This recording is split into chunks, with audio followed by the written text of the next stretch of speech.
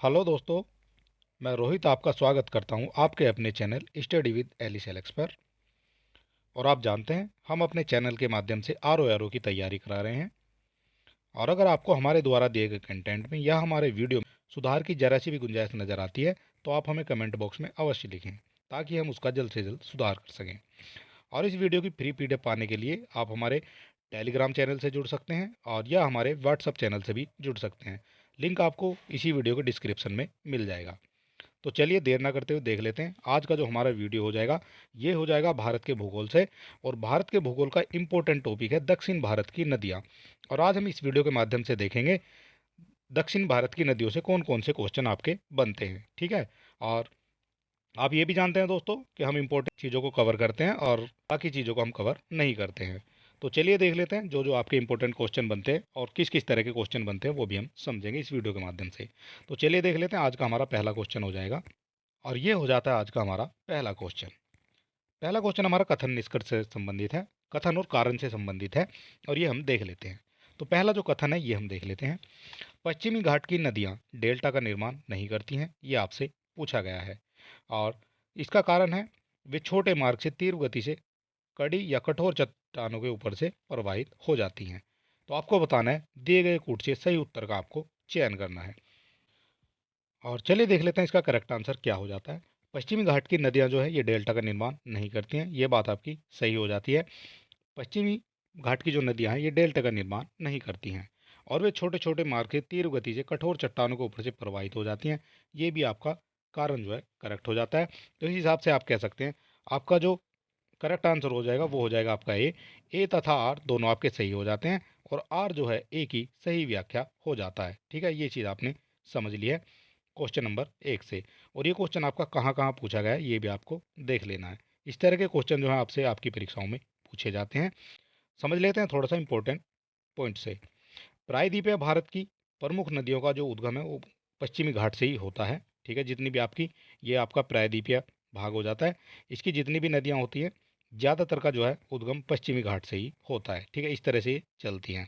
इसके बाद पश्चिमी घाट से निकलकर पूर्व की ओर ये प्रवाहित होती हैं। इस तरह से जो है पूर्व की तरफ जो प्रवाहित होती हैं और नदियाँ लंबे मार्ग का अनुसरण करती हैं और डेल्टा का निर्माण भी करती हैं। ठीक है, इधर जितनी नदियाँ जाती हैं ज़्यादातर जो है डेल्टा का निर्माण करती हैं। बात करते हैं पश्चिम घाट से निकलकर पश्चिम की ओर प्रवाहित होने वाली नदियाँ कठोर। पश्चिम घाट से निकलकर पूर्व की ओर होना चाहिए। पश्चिम घाट से निकलकर पूर्व की ओर प्रवाहित होने वाली नदियाँ कठोर चट्टानों से प्रवाहित होती हुई और छोटे मार्ग का अनुसरण करती हैं और ये नदियाँ डेल्टा का निर्माण नहीं कर पाती हैं। ठीक है, ये चीज़ आपको समझ लेनी है। और बात कर लेते हैं इसी हिसाब से जो है और इस हिसाब से जो है आपका ए ऑप्शन ये करेक्ट हो जाता है। और ये हो जाती हैं आपकी नदियाँ कौन कौन सी हो जाती हैं यहाँ आप देख सकते हैं। ये हो जाती है आपकी पश्चिम की और ये हो जाती है आपकी पूर्व साइड की। ठीक है, और ये जो है यहाँ से चलती हैं पश्चिम की तरफ से और पूर्व में आकर जो है ये डेल्टा का निर्माण करती हैं। और चलिए देख लेते हैं क्वेश्चन नंबर हो जाता है हमारा 2 और 2 नंबर हमारा क्या कहता है ये हम समझ लेते हैं। इन पश्चिम वाहिनी नदियों में कौन दो पर्वत श्रेणियों के बीच बहती है? कौन दो पर्वत श्रेणियों के बीच बहती है वो आपको बताना है। शरावती, नर्मदा, माही या फिर आपकी साबरमती। क्वेश्चन नंबर 2 का जो करेक्ट आंसर है ये हो जाता है आपका नर्मदा। नर्मदा जो है दो पर्वत श्रेणियों के बीच बहती है। कौन कौन सी वो पर्वत श्रेणियाँ हो जाती हैं ये हम समझ लेते हैं मैप के माध्यम से। नर्मदा नर्मदा नदी का पश्चिम की ओर बहाव का कारण क्या है? ये है भ्रंश घाटी से होकर। और इससे क्वेश्चन आपसे आगे पूछा जाएगा भ्रंश घाटी से होकर कौन सी नदियाँ प्रवाहित होती हैं, ये भी आपसे पूछा जाएगा। फिलहाल देख लेते हैं इसका आंसर। और भ्रंश घाटी से होकर प्रवाहित होती है नर्मदा नदी विंध्याचल और सतपुड़ा बीच के बीच में बहती है। कौन कौन से पर्वतमालाओं के बीच ये बहती है? एक हो जाती है आपकी विंध्याचल और दूसरी हो जाती है आपकी सतपुड़ा।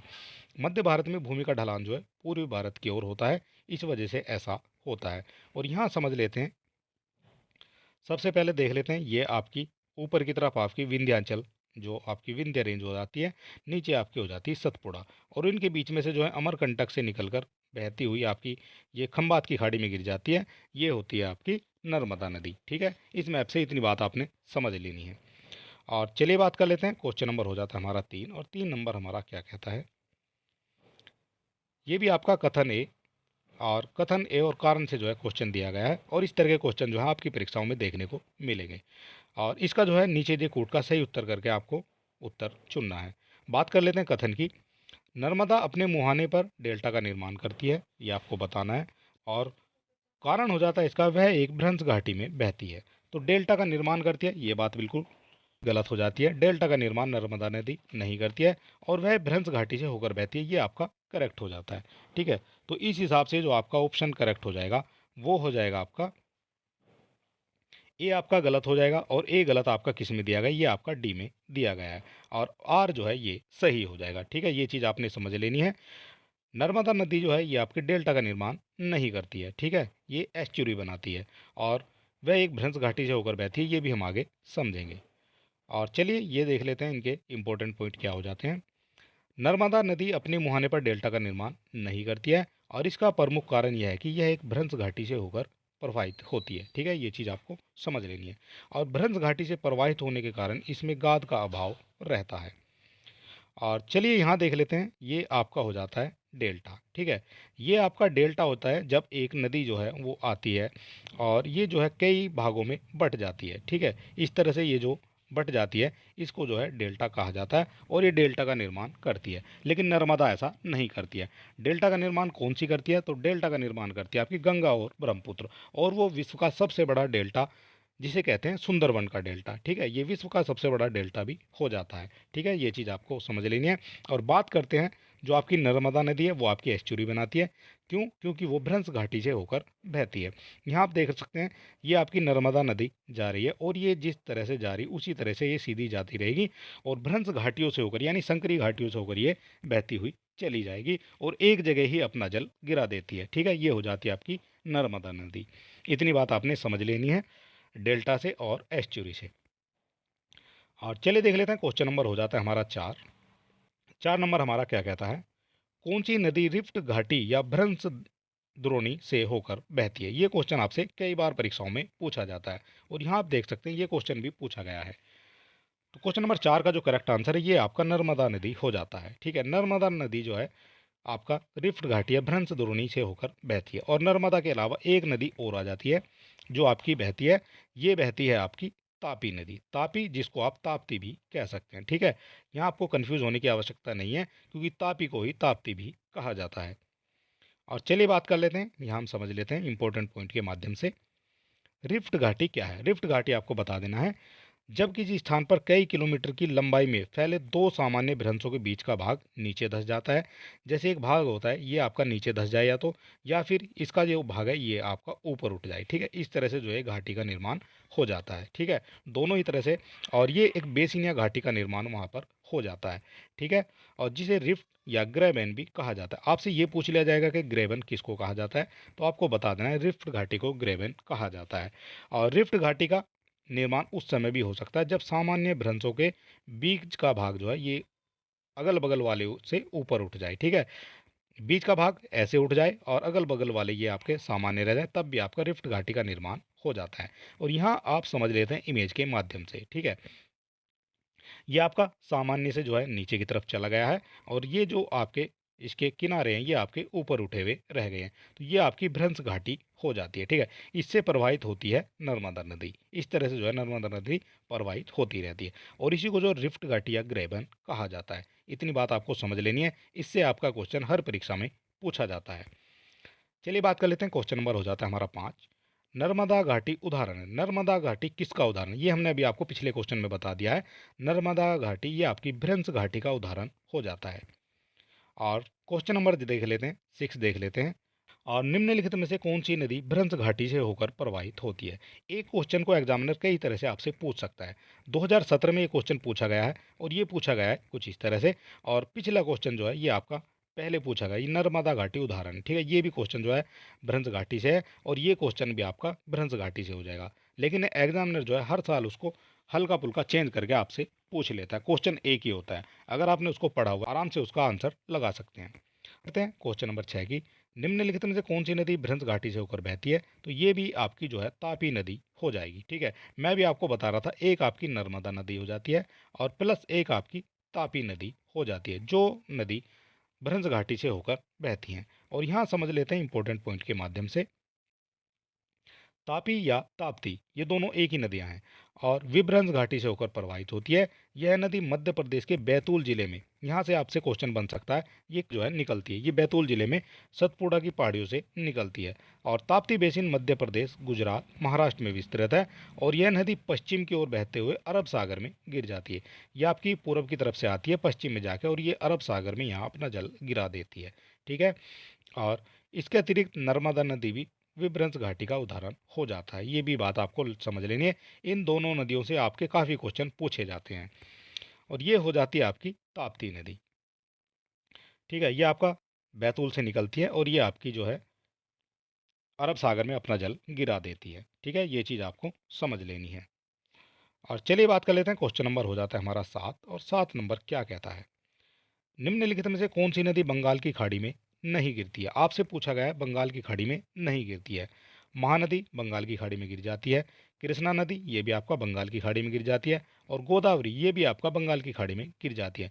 लेकिन ताप्ती नदी जो है ये आपका बंगाल की खाड़ी में ना गिरकर ये आपकी अरब सागर में गिर जाती है। ठीक है, ये चीज़ आपको याद रखनी है। तो क्वेश्चन नंबर 7 का करेक्ट आंसर हो जाता है आपका ताप्ती नदी। और ये हो जाता है आपका, समझने की कोशिश करेंगे। बंगाल की खाड़ी में कुल प्रमुख नदियां 9 डलती हैं। 9 ये केवल प्रमुख हैं, इसके अलावा भी नदियां होती हैं, लेकिन प्रमुख की बात करते हैं जिनसे आपके क्वेश्चन बनते हैं। वो केवल 9 नदियां हैं जिनसे आपके क्वेश्चन बनते हैं और उनके नाम कुछ इस प्रकार से दिए गए हैं। कौन कौन सी हो जाती हैं ये आपको समझ लेना है। कृष्णा, कावेरी, स्वर्णरेखा, ब्रह्मपुत्र, वैतरणी, महानदी, गोदावरी, और एक आपकी गंगा हो जाती है, और एक आपकी हो जाती है ब्राह्मणी नदी। ठीक है, ये 9 नदियां प्रमुख हैं जिनसे आपके क्वेश्चन बनते हैं, जो आपकी बंगाल की खाड़ी में अपना जल गिराती हैं। और इसके बाद हमें जो है अरब सागर की भी देख लेते हैं। अरब सागर की काफ़ी सारी नदियां हैं जो आपका अरब सागर में गिरने वाली हैं, लेकिन आपसे क्वेश्चन केवल सबसे ज़्यादा जो क्वेश्चन पूछा जाता है वो आपका 4 नदियों से पूछा जाता है। और इन 4 नदियों की एक बहुत अच्छी ट्रिक है, वो है आपकी समानता। और से बनती है साबरमती, मैं से बनती है माही नदी, न से बनती है नर्मदा नदी, और तय से बनती है ताप्ती नदी। इनसे जो है क्वेश्चन आपके पूछे जाते हैं। और बाकी कौन कौन सी नदियां हैं वो भी हम एक बार देख लेते हैं। ठीक है, लेकिन आपको समानता को याद रखना है, ये आपके लिए इंपॉर्टेंट हो जाता है। इससे बाहर जो है क्वेश्चन ना ही कभी गया है और ना ही कभी जाते हैं। और चलिए बात कर लेते हैं बाकी कौन कौन सी नदियाँ हो जाती हैं, ये भी हम एक नज़र में देख लेते हैं, क्योंकि एग्जामिनर के माइंड को कोई नहीं पढ़ सकता, वो कहाँ से आपसे को क्वेश्चन दे दे ये कोई नहीं कह सकता है। बात करते हैं लूनी नदी की, ये आपकी लूनी नदी हो जाती है, ये भी आपकी अरब सागर में जाती है। और साबरमती, नर्मदा, ताप्ती, और ये आपकी मीठी नदी हो जाएगी। फिर मांडवी नदी हो जाएगी, ज्वारी हो जाएगी, इनसे भी जो है क्वेश्चन पूछे जाते हैं कभी कभी। और शरावती हो जाएगी, पेरियार ये आपकी केरल में हो जाएगी, पुम्बा, भरतपुंछा, और एक आपकी माही नदी हो जाएगी। ठीक है, इनसे जो है क्वेश्चन बनते हैं, ये भी आपको देख लेने हैं। और चलिए देख लेते हैं, क्वेश्चन नंबर हो जाता है हमारा 8। और पश्चिम की तरफ से जो है आपको ये 4 नदियाँ याद रखनी है जो आपका समानता है, समानता से जो है आपके काफ़ी क्वेश्चन पूछे जाते हैं। चलिए बात कर लेते हैं, क्वेश्चन नंबर हो जाता है हमारा 8। निम्नलिखित में से कौन सी नदी भ्रंश घाटी से होकर प्रवाहित होती है। क्वेश्चन पिछली बार 2017 में ये क्वेश्चन पूछा गया था, अब की बार ये 2013 में भी इसी तरह से पूछा गया था। भ्रंश घाटी से जो है काफ़ी क्वेश्चन आपके बनते हैं। और भ्रंश घाटी से जब भी आपका क्वेश्चन आएगा, आंसर आपका या तो तापी रहेगा या आपका हो जाएगा नर्मदा नदी। ठीक है, ये चीज़ आपको समझ लेनी है। इन दोनों नदियों से बाहर जो है क्वेश्चन कभी नहीं जाता है। भ्रंश घाटी से अगर क्वेश्चन आता है तो आपका आंसर या तो ऑप्शन में दी होगी ताप्ती या ऑप्शन में दी होगी नर्मदा। और चलिए बात कर लेते हैं क्वेश्चन नंबर 9 की। क्वेश्चन नंबर 9 हमारा क्या कहता है, अमरकंटक से कौन सी नदी का उद्गम होता है। अमरकंटक से कौन सी नदी का उद्गम होता है ये भी आपको बता देना है। ये हो जाता है आपका नर्मदा नदी। अमरकंटक से नर्मदा नदी का उद्गम होता है। और नर्मदा नदी जो है सबसे ज़्यादा पूछी जाने वाली नदी है। नर्मदा नदी से काफ़ी क्वेश्चन बनते हैं। और इसके बाद जो है प्रायद्वीपीय भारत की बात करेंगे तो कावेरी नदी से भी सबसे ज़्यादा क्वेश्चन बनेंगे, वो भी हम आगे देखेंगे। फिलहाल हम बात कर रहे हैं नर्मदा नदी की। और चलिए बात कर लेते हैं, क्वेश्चन नंबर हो जाता है हमारा 10। और 10 नंबर हमारा क्या कहता है, भारत की निम्नलिखित नदियों में कौन पश्चिमी घाट से नहीं निकलती है। पश्चिमी घाट से कौन सी नहीं निकलती है ये आपको बताना है। गोदावरी, ताप्ती, कावेरी या फिर कबाम। तो पश्चिमी घाट से निकलने वाली जो है गोदावरी हो जाती है। इसके बाद आपका कावेरी भी पश्चिमी घाट से निकलती है, ये भी कावेरी इस तरह से चली जाती है। गोदावरी आपकी यहाँ से चली जाती है। कबाम भी आपकी जो है इनके आसपास से चली जाती है। लेकिन जो ताप्ती है ये आपकी अरब सागर में अपना जल गिराती है और पूर्व से पश्चिम की ओर ये बहती है।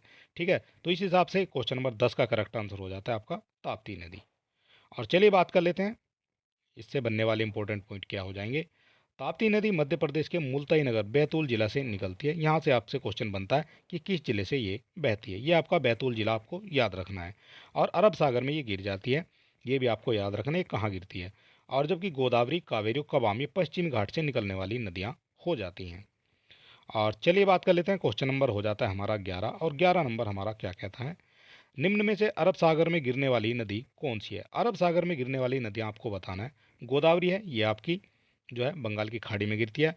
कृष्णा आपकी बंगाल की खाड़ी में गिर जाती है। और महानदी भी आपकी बंगाल की खाड़ी में गिर जाती है। लेकिन जो आपकी ताप्ती नदी है ये आपका अरब सागर में गिरने वाली नदियाँ हो जाएगी। तो क्वेश्चन नंबर 11 का करेक्ट आंसर हो जाता है, ये हो जाता है आपका बी यानी ताप्ती नदी।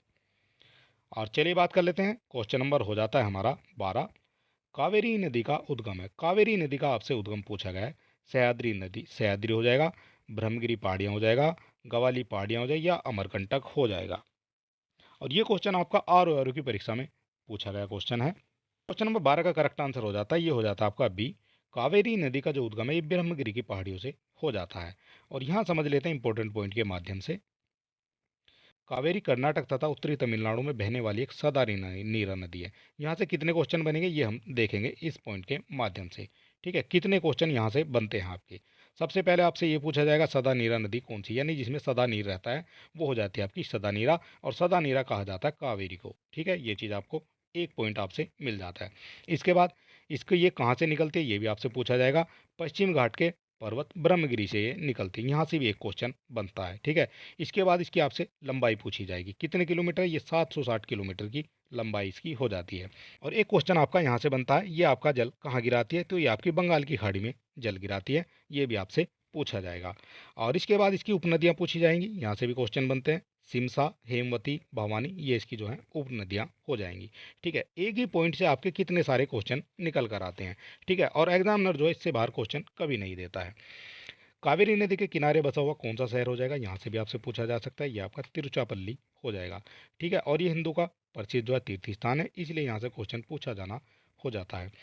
इसके बाद इसके पानी को लेकर दो राज्यों में विवाद है, इस विवाद से भी काफ़ी क्वेश्चन जो पूछे जाते हैं। और इस विवाद को लोग कावेरी जल विवाद के नाम से जानते हैं। और सबसे मेन इंपॉर्टेंट क्वेश्चन यह बनता है, दक्षिण भारत की गंगा किसको कहा जाता है। ठीक है, दक्षिण भारत की गंगा भी आपका कावेरी नदी को कहा जाता है, ये भी आपके लिए इम्पोर्टेंट हो जाता है। और इम्पोर्टेंट आपके लिए ये भी हो जाता है, अगर आपने अभी तक हमारे चैनल को सब्सक्राइब नहीं किया है तो आप सब्सक्राइब कर सकते हैं, वीडियो को अपने दोस्तों में भी शेयर कर सकते हैं, और हमें मोटिवेट करने के लिए एक लाइक तो आप कर ही सकते हैं। कावेरी को हम समझेंगे मैप के माध्यम से। कावेरी एक अंतर्राज्यीय बेसिन, अंतर्राज्य यानी अपने उसमें जो ये देश में बहती है उसको कहते हैं अंतर्राज्यीय। ठीक है, और जिसका उद्गम कर्नाटक से है, और यह बंगाल की खाड़ी में गिरने से पहले तमिलनाडु और पांडिचेरी से होकर गुजरती है, ये हो जाती है आपकी कावेरी नदी। ठीक है, ये चीज़ आपको देख लेनी है। और चलिए बात कर लेते हैं, क्वेश्चन नंबर हो जाता है हमारा 14। और 14 नंबर हमारा क्या कहता है ये हम समझ लेते हैं। निम्नलिखित नदियों में से किसको दक्षिण की गंगा कहा जाता है, दक्षिण की गंगा किसको कहा जाता है ये आपको बताना है। तो क्वेश्चन नंबर 14 का जो करेक्ट आंसर है ये हो जाता है आपका ए, यानी कावेरी को दक्षिण की गंगा कहा जाता है। कैसे हो जाता है कावेरी, और कैसे हो जाता है जो दक्षिण की, ये आपका हो जाता है दक्षिण की। ठीक है, इसमें दक्षिण की गंगा आ रहा है, तो ये जो क्या है ये आपका कावेरी से जुड़ जाता है। और एक होता है आपका गोदावरी, उसे दक्षिण गंगा कहा जाता है। ठीक, उसमें कै नहीं आता है, उसको कहा जाता है आपका दक्षिण गंगा। ठीक है, उसमें कै बीच में नहीं आता है, क्या आता है दक्षिण की गंगा में, और कैसे बन जाता है आपका कावेरी। इस तरह से भी आप जो है याद रख सकते हैं। और चलिए बात कर लेते हैं, थोड़ा सा कावेरी के बारे में जान लेते हैं। स्थानीय लोग इसे कावेरी अम्मा के रूप में पूजते हैं, और इस नदी के किनारे कई धार्मिक स्थल स्थित हैं। और इसके अलावा इस नदी को भारत की 7 पवित्र नदियों में से एक माना जाता है। और इन्हीं कारणों से कावेरी को दक्षिण भारत की गंगा भी कहा जाता है। और इसकी लंबाई 800 किलोमीटर है, और इसकी जो है कितने वर्ग किलोमीटर में बहती है ये भी आपको देख लेना है। और बात कर लेते हैं आपका गोदावरी नदी के बारे में, ये भी आपके लिए इंपॉर्टेंट हो जाती है। गोदावरी नदी को दक्षिण गंगा कहा जाता है, क्योंकि इसमें दक्षिण की जो है कहीं भी नहीं आ रहा है। ठीक है, गोदावरी नदी दक्षिण गंगा हो जाती है, और दक्षिण भारत की गंगा नदी के नाम से भी इसको जाना जाता है। दक्षिण की भारत की गंगा क्यों कहा जाता है? क्योंकि गोदावरी नदी दक्षिण भारत की सबसे बड़ी नदी हो जाती है और इसकी लंबाई हो जाती है 1465 किलोमीटर। ठीक है, इसलिए इसको दक्षिण भारत की या दक्षिण गंगा भी कहा जाता है। इतनी बात भी आपको याद रखनी है। चलिए बात कर लेते हैं, क्वेश्चन नंबर हो जाता है हमारा 15। और 15 नंबर हमारा क्या कहता है? कृष्णा नदी जल विवाद किन राज्यों के मध्य है? कृष्णा नदी जल विवाद के बारे में आपसे पूछा गया है, ये किन राज्यों के मध्य हो जाता है? तो कृष्णा नदी जल विवाद जो है कर्नाटक और आंध्र प्रदेश के मध्य हो जाता है। ठीक है, और इससे बनने वाला इंपॉर्टेंट पॉइंट क्या हो जाता है ये समझ लेते हैं। और कृष्णा नदी जल विवाद तात्कालीन आंध्र प्रदेश, कर्नाटक और महाराष्ट्र के मध्य 1957 से चला आ रहा है। लेकिन अब जब आपका तेलंगाना बन गया तो आंध्र प्रदेश जो है दो भागों में टूट गया है और एक आपका आंध्र प्रदेश हो जाता है, दूसरा आपका तेलंगाना, तीसरा महाराष्ट्र और 4 नंबर पर कर्नाटक हो जाता है। इनके बीच में जो है ये विवाद चलना शुरू हो गया है। ठीक है, कृष्णा नदी जल विवाद अब 4 राज्यों में चल रहा है, ये आपको देख लेना है। ठीक है, और ये क्वेश्चन इसलिए इसका आंसर 2013 में पूछा गया था। 2013 में जो है आपका तेलंगाना नहीं बना था, तेलंगाना आपका बना था 2014 में। ठीक है, इसलिए ये जो है क्वेश्चन का आंसर गलत भी हो सकता है और आपका सही भी हो सकता है। ठीक है, आपको केवल ये याद रखना है, अब ये जो है 4 राज्यों के बीच में विवाद चल रहा है। और ये हो जाता है आपका, ये भी आपका जो मैप है ये पुराना है। महाराष्ट्र, कर्नाटक और यहाँ आपका तेलंगाना आ जाएगा और उसके बाद आपका आंध्र प्रदेश आ जाएगा। ठीक है, ये चीज़ आपको समझ लेनी है मैप के माध्यम से। चलिए बात कर लेते हैं, क्वेश्चन नंबर 16 हो जाता है। हाल ही में निम्नलिखित नदियों में से किनको जोड़ने का कार्य किया गया है? किनको जोड़ने का कार्य किया गया है ये आपको बताना है। क्वेश्चन नंबर 16 का जो करेक्ट आंसर है ये हो जाता है आपका गोदावरी और कृष्णा। हाल ही में गोदावरी और कृष्णा को जोड़ने का काम चल रहा है और ये कब की बात है? ये बात है आपकी 2015 की। ठीक है, ये 2015 में क्वेश्चन पूछा गया था और गोदावरी तथा कृष्णा नदियों को जोड़ने का कार्य पूरा हुआ है और नदी जोड़ो परियोजना के तहत जो है इन नदियों को जोड़ा गया है और नदियों से 16 लिंक और हिमालय नदियों से 14 लिंक जो है निर्मित किए जाने का प्रस्ताव दिया गया है। जिस तरह से कैन और बेतवा को जोड़ा गया था उत्तर प्रदेश में, उसी तरह से यहाँ जोड़ा गया है आपका। एक हो जाती है आपकी गोदावरी और गोदावरी से जोड़ा गया है कृष्णा नदी को। ठीक है, ये हो जाता है आपका लिंक कैनल। इतनी बात आपको समझ लेनी है। और चलिए बात कर लेते हैं, क्वेश्चन नंबर हो जाता है हमारा 17। 17 नंबर हमारा क्या कहता है? दक्षिण भारत की नदियां प्रमुख रूप से निम्न में से कौन सा अपवाह तंत्र बनाती हैं? दक्षिण भारत की जो भी नदियां हैं ये आपका कौन सा अपवाह तंत्र बनाती हैं? तो ये बनाती हैं आपकी वृक्षनुमा। वृक्षनुमा कैसा हो जाता है ये हम अभी आपको इमेज के माध्यम से बता देते हैं। ठीक है, ये हो जाता है आपका दक्षिण भारत की जो मुख्यतः नदियां वृक्षनुमा उपतंत्र रखती हैं या बनाती हैं और ये हो जाता है आपका वृक्षनुमा अपवाह तंत्र का एक प्रारूप है। ठीक है, इस तरह से जो है नदियां चलती हैं और ये आपका जो है वृक्ष की तरह जो है ये चलती हैं। ठीक है, इस तरह से कह सकते हैं ये वृक्षनुमा अपवाह तंत्र का निर्माण करती हैं। चलिए बात कर लेते हैं, क्वेश्चन नंबर हो जाता है हमारा 18। निम्नलिखित में से कौन सी नदी एस्चुरी नहीं बनाती है? एस्चुरी कौन सी नदी नहीं बनाती है ये आपको बताना है। नर्मदा नदी जो है ये आपका एस्चुरी बनाती है, ताप्ती नदी ये भी आपका एस्चुरी बनाती है और मांडवी जो है ये भी आपका एस्चुरी बनाती है। लेकिन आपकी जो महानदी है ये आपकी महानदी एस्चुरी नहीं बनाती है, महानदी आपका डेल्टा का निर्माण करती है। ठीक है, ये चीज़ आपको समझ लेनी है और यहाँ समझेंगे एक्स्ट्रा पॉइंट के माध्यम से। महानदी छत्तीसगढ़ के धमतरी जिले के सिहावा पहाड़ी से निकलती है और 800 किलोमीटर लंबी यह नदी छत्तीसगढ़ एवं उड़ीसा में प्रवाहित होती हुई पारादीप उड़ीसा के पास बंगाल की खाड़ी में डेल्टा का निर्माण करती है और शेष जो आपकी नदियाँ ये एस्चुरी का निर्माण करती हैं। ठीक है, ये चीज़ आपने समझ लेनी है कहाँ से गिरती है और कहाँ को ये जाती है। चलिए बात कर लेते हैं, देख लेते हैं महानदी के बारे में। ये हो जाती है आपकी महानदी और महानदी रिवर जो ये आपका डेल्टे का निर्माण करती है। ठीक है, ये चीज़ आपको याद रखनी है। और चलिए बात कर लेते हैं, क्वेश्चन नंबर हो जाता है हमारा 19 और 19 नंबर हमारा क्या कहता है? कौन सी नदी ओडिशा में अपना डेल्टा बनाती है? कौन सी नदी ओडिशा में अपना डेल्टा बनाती है? ये हम पिछले क्वेश्चन में आपको बता चुके हैं। जो आपकी महानदी है ये आपका ओडिशा में अपना डेल्टा बनाती है। ठीक है, और ये क्वेश्चन आपका आर की परीक्षा में पूछा गया क्वेश्चन है। बात करते हैं क्वेश्चन नंबर 20 की। निम्न नदियों में से किसका सर्वाधिक बड़ा जलग्रहण क्षेत्र है? किसका सबसे बड़ा जलग्रहण क्षेत्र है ये आपको बताना है।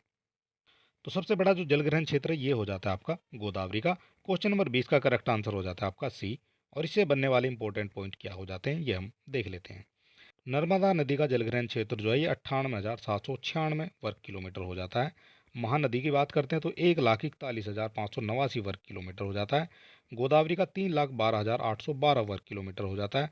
और कृष्णा की बात करते हैं तो 2,58,948 वर्ग किलोमीटर हो जाता है। इस हिसाब से आप कह सकते हैं कि गोदावरी का जो जलग्रहण क्षेत्र है ये सबसे ज़्यादा हो जाता है। ठीक है, आंसर आपका गोदावरी हो जाता है। बात करते हैं, क्वेश्चन नंबर हो जाता है हमारा 21, और 21 नंबर हमारा क्या कहता है। भारत का दूसरा सबसे बड़ा नदी बेसिन कौन है। भारत का आपसे नदी बेसिन पूछा गया है, कौन सा जो है नदी बेसिन हो जाता है। क्वेश्चन नंबर 21 का जो करेक्ट आंसर है ये हो जाता है आपका सी। ये हमने पिछले क्वेश्चन में आपको बता दिया। भारत का दूसरा सबसे बड़ा नदी बेसिन ये आपका गोदावरी बेसिन हो जाता है। और यहाँ हम समझ लेते हैं इंपॉर्टेंट पॉइंट के माध्यम से। गोदावरी दक्षिण भारत की एक प्रमुख नदी है और गोदावरी बेसिन भारत का दूसरा बड़ा नदी बेसिन है। और साथ ही प्रायद्वीपीय नदियों में गोदावरी अपवाह तंत्र का ये बड़ा हो जाता है, सबसे बड़ा हो जाता है अपवाह तंत्र में जो आपका गोदावरी का है। चलिए बात कर लेते हैं, क्वेश्चन नंबर हो जाता है हमारा 22। प्रायद्वीपीय भारत में सबसे लंबी नदी कौन सी है। प्रायद्वीपीय भारत में सबसे लंबी नदी आपसे पूछी गई है, कौन सी हो जाएगी। तो प्रायद्वीपीय भारत में सबसे लंबी नदी हो जाएगी आपकी गोदावरी। ठीक है, ये क्वेश्चन आपसे पूछे गए क्वेश्चन है और इस तरह से जो है हर बार क्वेश्चन आपसे पूछे जाते हैं। और प्रायद्वीपीय भारत की सबसे लंबी नदी गोदावरी हो जाती है। इसकी लंबाई आपसे पूछी जाएगी, 1465 किलोमीटर हो जाएगी। और त्र्यंबकेश्वर महाराष्ट्र के निकट से निकलकर दक्षिण पूर्व की ओर बहते हुए बंगाल की खाड़ी में गिर जाती है। और नर्मदा की लंबाई आपसे पूछी जाएगी 1300 जो 12 किलोमीटर हो जाएगी। महानदी 851 किलोमीटर हो जाएगी। और कृष्णा आपकी 1400 किलोमीटर की हो जाएगी। ठीक है, इस हिसाब से आप कह सकते हैं 1465 किलोमीटर लंबी गोदावरी हो जाती है। यहाँ बात कर लेते हैं गोदावरी के बारे में। ये हो जाती है आपकी गोदावरी, ये आपकी नासिक से त्र्यंबकेश्वर से निकलती है और आपका बंगाल की खाड़ी में चली जाती है। चलिए बात कर लेते हैं, क्वेश्चन नंबर हो जाता है हमारा 23। प्रायद्वीपीय भारत की नदियों में कौन सी नदी सबसे लंबी है। ये भी आपसे पूछा गया क्वेश्चन है। ठीक है, हम आपको बता रहे थे कि एग्जामिनर जो है हर बार एक ही क्वेश्चन को कई तरह से पूछता है। तो यहाँ भी इसका आंसर जो है गोदावरी हो जाएगा। गोदावरी नदी आपकी सबसे बड़ी नदी हो जाएगी। और चल कर लेते हैं, क्वेश्चन नंबर हो जाता है हमारा 24, और 24 नंबर हमारा हो जाता है आर में पूछा गया क्वेश्चन। भारत की सबसे लंबी प्रायद्वीपीय नदी, यहाँ भी इसका आंसर गोदावरी हो जाएगा। ठीक है, क्वेश्चन नंबर 24 का करेक्ट आंसर हो जाता है आपका बी। प्रायद्वीप की सबसे लंबी नदी वो आपकी गोदावरी हो जाती है। बात करते हैं, क्वेश्चन नंबर हो जाता है हमारा 25। किस नदी की घाटी गहरी जो खंड भूमि के लिए विख्यात है। गहरी खंड भूमि के लिए किसकी भूमि जो विख्यात है ये आपको बताना है। क्वेश्चन नंबर हो जाता है आपका 25, और 25 का करेक्ट आंसर हो जाता है आपका चंबल नदी। और यहाँ समझ लेते हैं इंपॉर्टेंट पॉइंट के माध्यम से। चंबल नदी मध्य प्रदेश में मालवा पठार में महू के निकट से निकलती है और उत्तरमुखी होकर एक महाखंड में बहती हुई राजस्थान में कोटा पहुँचती है। किसकी बात हो रही है, चंबल नदी की। जहाँ पर इसे गांधी सागर बांध इस पर बनाया गया है। और चंबल अपनी उख्यात भूमि वाली आकृति के लिए प्रसिद्ध है, जिसे चंबल खंड या रिवाइन भी कहा जाता है। ठीक है, इस पॉइंट से इतनी बातें आपको याद रखनी है। और चलिए बात कर लेते हैं, क्वेश्चन नंबर हो जाता है हमारा 26। तवा किस नदी की सहायक नदी है। तवा की आपकी बात हो रही है, तवा किसकी सहायक नदी हो जाती है ये आपको बताना है। क्वेश्चन नंबर 26 का जो करेक्ट आंसर है ये हो जाता है आपका बी, यानी नर्मदा की। तवा नदी आपकी नर्मदा की जो है सहायक नदी हो जाती है। और इसके अलावा ये तो हो जाती है प्रायद्वीप भारत की, और इसके अलावा कुछ अन्य नदियों से भी आपके क्वेश्चन जो आर में पूछे जाते हैं वो भी हम देख लेते हैं। ठीक है, ये अन्य नदियाँ हैं और प्रायद्वीप भारत की हमने देख ली हैं। ये कुछ अन्य नदियाँ जिनसे आपके क्वेश्चन बनते हैं जो आपके कहीं भी नहीं लगते हैं। ना ही उन्हें प्रायद्वीप की नदियों में वो आते हैं, ना ही वो आपके हिमालय की नदियों में आते हैं। तो देख लेते हैं कौन कौन से क्वेश्चन वो हो जाते हैं। भारत की निम्नलिखित नदियों में से कौन हिमालय की सभी श्रेणियों को काटती है, ये आपको बताना है। हिमालय की सभी श्रेणियों को कौन काटती है, ये आपकी हो जाएगी सतलज नदी। ठीक है, और ये क्वेश्चन आपसे आर की परीक्षा में पूछा गया है। और किस तरह से काटते हैं ये भी हम देखेंगे मैप के माध्यम से, वो थोड़ा आपके लिए आसान हो जाएगा समझने में। सतलज नदी हिमालय की सतलज नदी हिमालय की सभी श्रेणियों को काटकर गहरे गाज का निर्माण करती है। और यह नदी हिमालय पर ट्रांस हिमालय नदी हो जाती है। ठीक है, ये हो जाते हैं आपके हिमालय के भाग। ठीक है, ये आपको देख लेना है। महान हिमालय यानी वृहत हिमालय, लघु हिमालय, और एक हो जाता है आपका शिवालिक हिमालय। और इन तीनों को जो है काटती हुई कौन जाएगी, ये जाएगी आपकी, यहाँ हम समझ लेते हैं मैप के माध्यम से। यहाँ से निकलती है आपकी जो है सतलज नदी, और ये तीनों श्रेणियों को काटते हुए जो है जाती है। ठीक है, इतनी बात आपको समझ लेनी है।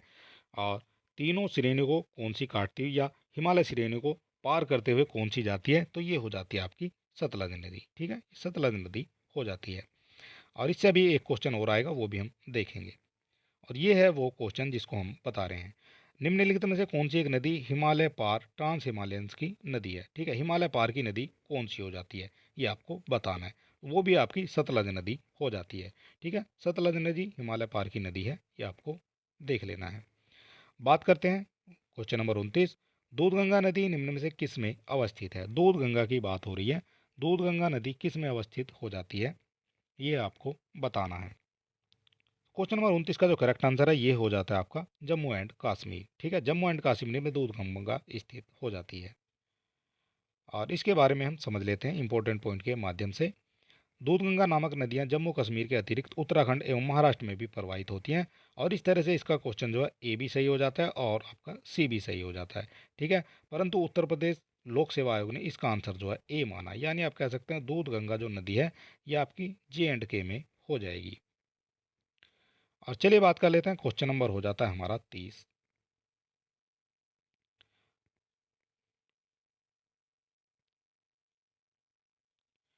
और निम्नलिखित में से कौन एक कृष्णा नदी की सहायक नदी नहीं है।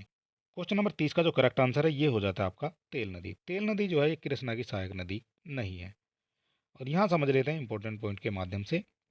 तेल नदी कृष्णा की सहायक नदी नहीं है। और कृष्णा की प्रमुख सहायक नदियों में कोयना आ जाएगी, यरला, डीना, वर्णा, पंचगंगा, घाटप्रभा, भीमा या तुंगभद्रा भी आ जाती है। तुंगभद्रा और भीमा से काफ़ी क्वेश्चन आपके पूछे जाते हैं। तेल नदी महानदी की एक प्रमुख नदी जो है सहायक नदी हो जाती है। तेल नदी किसकी सहायक नदी है, ये महानदी की हो जाती है।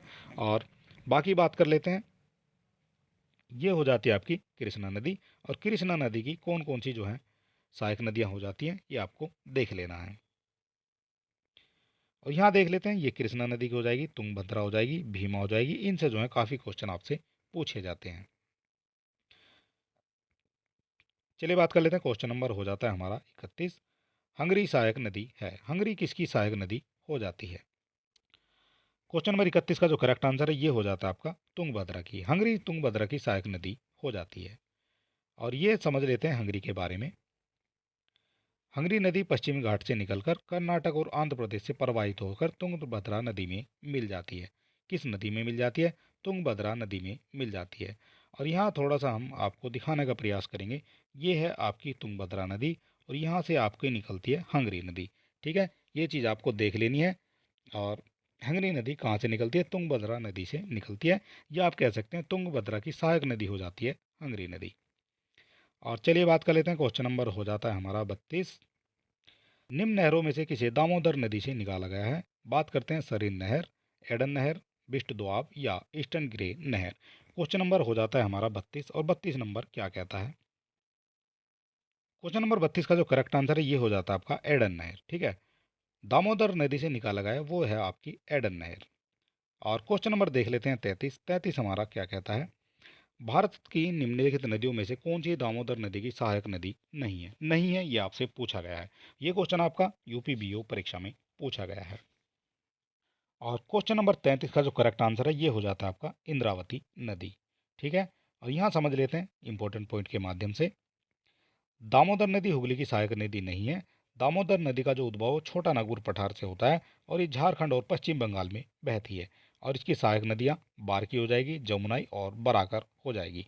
दामोदर नदी के दामोदर नदी पर जो है दामोदर घाटी आधारित है। और इंद्रावती नदी गोदावरी की सहायक नदी है जो उड़ीसा, महाराष्ट्र और छत्तीसगढ़ में बहते हुए गोदावरी से महाराष्ट्र के सोमनूर में मिल जाती है। ठीक है, इतनी बात आपको याद रखनी है। ऐसे ही क्वेश्चन जो है आपको आपके एग्जाम में देखने को मिलेंगे। दामोदर जिसकी सहायक नदी नहीं है वह हो जाती है। किसकी दामोदर सहायक नदी नहीं है वह आपको बताना है। ठीक है, क्वेश्चन आपका कई बार पूछा गया है। क्वेश्चन नंबर 34 का जो करेक्ट आंसर है ये हो जाता है आपका हुगली। दामोदर नदी जो है हुगली की सहायक नदी नहीं है। ठीक है, और चलिए बात कर लेते हैं, क्वेश्चन नंबर हो जाता है हमारा 35। निम्न नदियों में कौन सर्वाधिक प्रदूषित है। प्रदूषित आपसे पूछी गई है, सबसे प्रदूषित कौन सी हो जाती है ये आपको बताना है। क्वेश्चन नंबर 35 का जो करेक्ट आंसर है ये हो जाता है आपका दामोदर। दामोदर नदी सबसे प्रदूषित नदी हो जाती है। और बात करते हैं, क्वेश्चन नंबर हो जाता है हमारा 36। निम्नलिखित में से किस नदी के ऊपरी भाग में मीठा जल का परंतु निचले भाग में खारे जल का प्रवाह मिलता है? कौन सी नदी हो जाएगी? क्वेश्चन नंबर है हमारा 36। और 36 का जो करेक्ट आंसर है ये हो जाता है आपका लूनी नदी। ठीक है, लूनी नदी हो जाती है जो आपकी ऊपरी भाग में मीठा जल और निचले भाग में खारा जल मिलता है। बात करते हैं क्वेश्चन नंबर 37 की। निम्न नदियों में से कौन अपने मार्ग के परिवर्तन करने के लिए कुख्यात है? अपना परिवर्तन सबसे ज़्यादा करती है वो कौन सी हो जाती है? वो हो जाती है आपकी कोसी, और ये बहती है आपकी बिहार में। और ये हो जाती है आपकी कोसी नदी। ठीक है, ये आपको समझ लेना है कोसी नदी से। ये आपकी कोसी नदी, ये आपका जाते हुए आपकी बिहार से होते हुए। और चलिए बात कर लेते हैं, क्वेश्चन नंबर हो जाता है हमारा 38। 38 नंबर हमारा क्या कहता है? उत्तर प्रदेश एवं मध्य प्रदेश संयुक्त राज्यों में संयुक्त राजघाट नदी परियोजना लागू की गई है। कौन सी नदी पर यह लागू की गई है ये आपको बताना है। क्वेश्चन नंबर 38 का करेक्ट आंसर हो जाता है, ये हो जाता है आपका वेतवा नदी। उत्तर प्रदेश एवं मध्य प्रदेश राज्यों में संयुक्त राजघाट नदी परियोजना वेतवा नदी पर लागू है।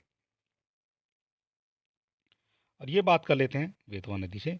राजघाट नदी घाटी परियोजना उत्तर प्रदेश एवं मध्य प्रदेश की संयुक्त रूप से स्थापित परियोजना है, और यह परियोजना उत्तर प्रदेश के ललितपुर जिले में 22 किमी दूर वेतवा नदी पर स्थित है। ठीक है, ये चीज़ आपको समझ लेनी है। और बात कर लेते हैं, क्वेश्चन नंबर हो जाता है हमारा 39। निम्नलिखित बांधों में कौन वेतवा नदी पर बनाया गया है? ठीक है, ये भी क्वेश्चन ऊपर वाले क्वेश्चन से लिया गया है, और ये आपका हो जाता है राजघाट बांध।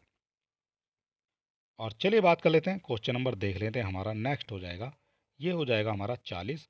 भारत की किस नदी पर विश्व का सबसे ऊंचा पुल बनाया गया है? भारत की किस नदी पर सबसे ऊंचा पुल बनाया गया है? ये आपका बनाया गया है चिनाब नदी पर। और चलिए बात कर लेते हैं, क्वेश्चन नंबर हो जाता है हमारा 41। 41 नंबर हमारा क्या कहता है? निम्नलिखित में से किस नदी का उद्गम भारत में नहीं है? किस नदी का उद्गम जो भारत में नहीं है? ये हो जाती है आपकी सतलज नदी। सतलज नदी का उद्गम ये भारत में नहीं है। और यहाँ बात कर लेते हैं सतलज के बारे में। सतलज नदी का उद्गम तिब्बत में कैलाश पर्वत एवं मानसरोवर झील के निकट राकास्थल से है, और यह पश्चिम और दक्षिण पश्चिम में प्रवाहित होते हुए शिपकिला हिमाचल प्रदेश से में प्रवेश करती है। ठीक है, ये चीज़ आपको याद रखनी है। सतलज नदी इसका करेक्ट आंसर हो जाता है। क्वेश्चन नंबर हो जाता है हमारा 42। संकोच नदी किसकी सीमा बनाती है? संकोच नदी की बात कर रहे हैं, ये किसकी सीमा बनाती है? संकोच नदी। और क्वेश्चन नंबर 42 का जो करेक्ट आंसर है ये हो जाता है आपका असम एवं पश्चिम बंगाल के बीच संकोच नदी सीमा बनाती है। ये हो जाती है आपकी संकोच नदी। संकोच नदी असम एवं पश्चिम बंगाल के मध्य सीमा बनाती है। ठीक है, ये चीज़ आपको समझ लेनी है। और क्वेश्चन नंबर हो जाता है हमारा 43। किशनगंगा एक सहायक नदी है। किशनगंगा किसकी सहायक नदी हो जाती है? ये हो जाती है आपकी झेलम की। ठीक है, ये भी क्वेश्चन आपसे पूछा गया क्वेश्चन है, और इस तरह के क्वेश्चन जो है आपसे पूछे जाते हैं। ठीक है, यहाँ भी हम समझ लेते हैं किशनगंगा झेलम नदी की एक सहायक नदी हो जाती है। और चलिए बात कर लेते हैं, क्वेश्चन नंबर हो जाता है हमारा 44। मुंबई की मीठी नदी निम्नलिखित किस झील से निकलती है? मुंबई की मीठी नदी किस झील से निकलती है ये आपको बताना है, और ये क्वेश्चन आपका आर की परीक्षा में पूछा गया है। और क्वेश्चन नंबर 44 का जो करेक्ट आंसर है ये हो जाता है आपका विहार झील से। ठीक है, और मुंबई की मीठी नदी विहार झील से जो है उद्गमित होती है। ये हो जाएगा आपका मुंबई की विहार झील। और चलिए दोस्तों, आज का जो हमारा वीडियो है ये यहीं समाप्त होता है। और अगर आपने हमारे चैनल को अभी तक सब्सक्राइब नहीं किया तो आप सब्सक्राइब कर सकते हैं। वीडियो को अपने दोस्तों में भी शेयर कर सकते हैं। और ये जो हमारा वीडियो है ये दक्षिण भारत की नदियों से संबंधित है, और इससे पहले वीडियो अगर आपने नहीं देखे हैं तो आप हमारे यूट्यूब चैनल पर विजिट करेंगे, वहाँ आपको टॉपिक वाइज सभी वीडियो मिल जाएंगे। तो चलिए दोस्तों, मिलते हैं नेक्स्ट वीडियो में, और तब तक के लिए नमस्कार।